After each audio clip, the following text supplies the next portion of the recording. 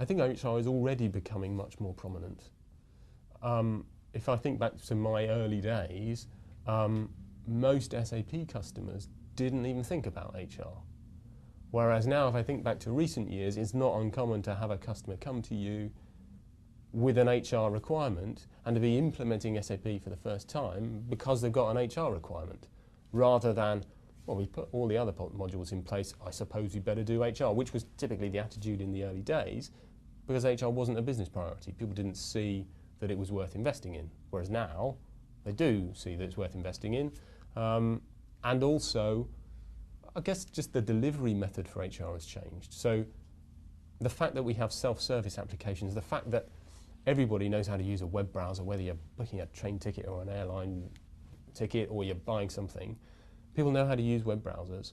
And that has penetrated within organisations to a level where people doing HR functions for themselves, whether they're booking some holiday or filling out an appraisal, or managers gathering that information for themselves, that's become widespread. And it's bound to continue because, in some respects, it's a no-brainer. Okay? It saves costs, it creates empowerment for employees, and it allows your company culture to permeate much better to every single member of your organisation.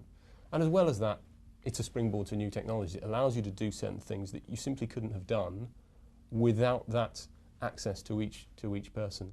A big promise for the future in terms of HR implementations that implement SAP to do it, I think, is getting alignment between company performance and individual performance.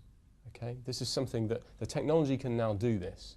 When an employee comes into their office or their workplace on a day-to-day basis, that in their head, their objectives are focused on things that are going to align to what the company is trying to do in terms of its strategy. Now, you can only do that with technology. You can only do that by putting in place a performance management system that's linked to something like compensation, so that little switch in people's heads that's motivating them because they want to go on a holiday or whatever it is, that their every action is aligned in the same direction, so people aren't pulling in different directions. That really is the really big promise.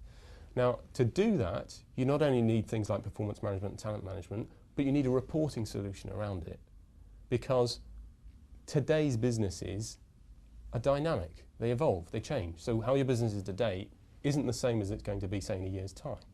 So you've got to be able to look at trends and you've got to be able to analyse them, and from that you've got to refine your strategy.